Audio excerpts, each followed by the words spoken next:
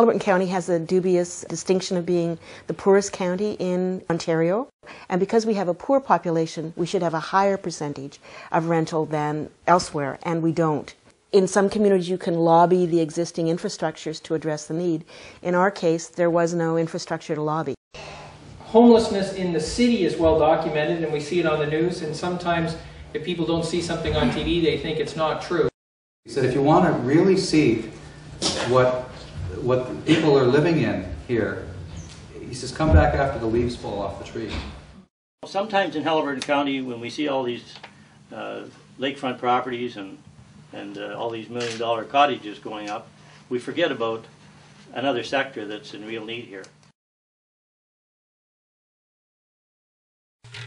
There was about a 2-year community consultation process where we really engaged the community very broadly to say, what is the nature of our housing problem and what could we do to address that need that's within our resources.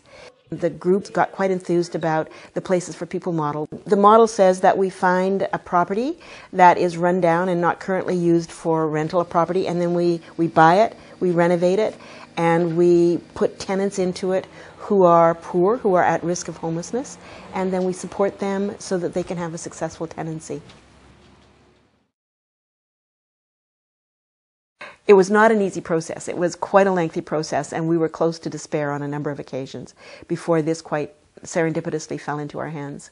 We had some criteria. One was that it needed to be within walking distance of grocery stores. The other thing was that we had a borrowing limit of about $150,000, and even in this economy that didn't go very far. Quite by happen chance, an old orange lodge, which had for the last 10 years been used as a dancing studio, became available. Because it's an odd building, it was not a hot item real estate-wise, and we were able to get it for what we could afford. We started with nothing, absolutely nothing, except a great idea and a lot of enthusiasm. And then along came HCDC and gave us some startup money. When we had finally found a house, HCDC was there again to help us with our business plan and to provide us with a mortgage. This was actually a loan out of our investment fund, so the committee had to prepare a solid application, and we analyzed it, tore it apart, reviewed it. So the hard-nosed bankers got at it and really made the committee work, adjust their numbers to the point that we felt it was feasible. The transformation of this building is an intergovernmental cooperation. Literally every level of government, the feds, the province, and all 3 levels of the municipality were involved and were necessary in order to make this happen and continue in a sustainable way. You've got to get the province and the feds back into the business of seed money for these projects to go ahead. We have to get them back in because little municipalities can't sustain them on their own. The role I've taken on is raising cash, hard cash. The response has been more from individuals than it has from corporations, in large part because we're pretty short on corporations in this county. And it's not a good time. We're in the middle of an economic recession, and small business people are really nervous. We've had incredible support from the community. Any contractors who had to charge us charged as little as they could. We've had excellent discounts on supplies, but there is still more money to be raised. And there'll be 2 single-floor apartments, 3 bedrooms, and a spacious living room, dining room area. Each apartment will have a full bathroom, laundry, and kitchen. One thing that we've done in the interior of the building is made all the doors 36 inches to accommodate wheelchairs. With this building, it would be hard not to make it more energy efficient. There's no insulation, the windows are very old, etc. Energy efficiency is certainly something that is at the forefront of the decisions that we're making. So we all have big hearts, but we're not builders. So you can imagine the kinds of troubleshooting that has needed to happen just in assessing the building and understanding what needs to be done. It's our general contractor, willing to work with volunteers, which was a key component to the model. So he's on site now all the time. We've had a lot of people, a real variable lot, but Generally, I'd say we have half a dozen people on site. A real mixed lot of skills. We've had tradespeople, kind of point them in the right direction and they go off and do their thing, to people who are just cleaning up and going for this and going for that, helping the more skilled folks out. So it's been a real good team effort.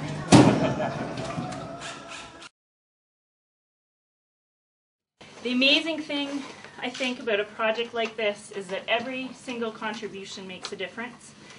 Whether it's knocking down walls, insulating ceilings, putting up drywall, bringing food, painting, cleaning, plowing the driveway, picking up material, or writing thank yous. Every contribution is so valuable. I think we're going to do a great job. We're going to get 2 young families into affordable housing, and they'll have a chance to make a life for them and their family. That's the reason why I volunteered. I think it's a fabulous idea to have housing for the working poor. Well, it gives me something to do mainly, and plus help people that need help. People here are great to work with. A lot of them are fun-spirited, you know, a lot of sarcasm and stuff, but the work gets done. Now this is my 3rd full day of being here to help out. Doing things I never knew how to do before.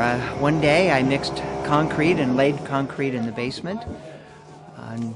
Another day I was working on building some frames for the ductwork and putting all the ducts in, and now I'm with my handy dandy duct tape sealing off all the holes. So it's been a wonderful experience, very satisfying.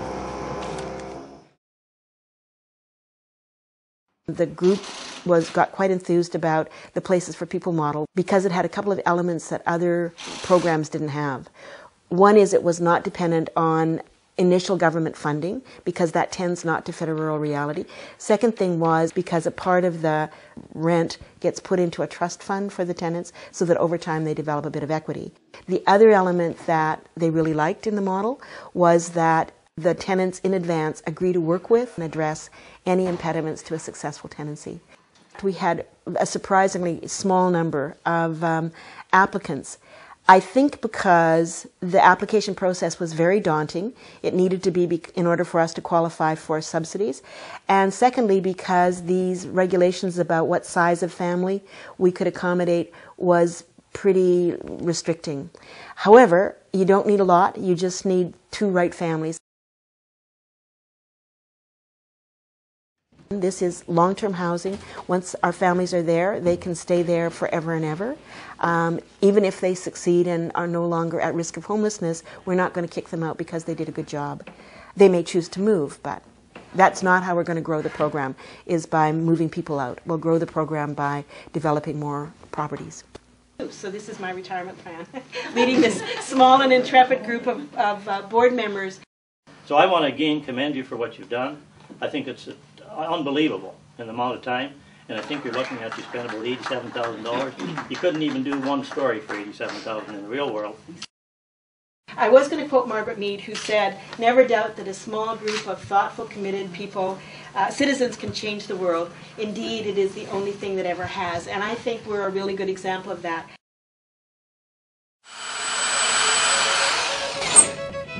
Don't fall in. You got my good side because it's going to go on a resume. Well, we did think that we were going deep enough to strike oil.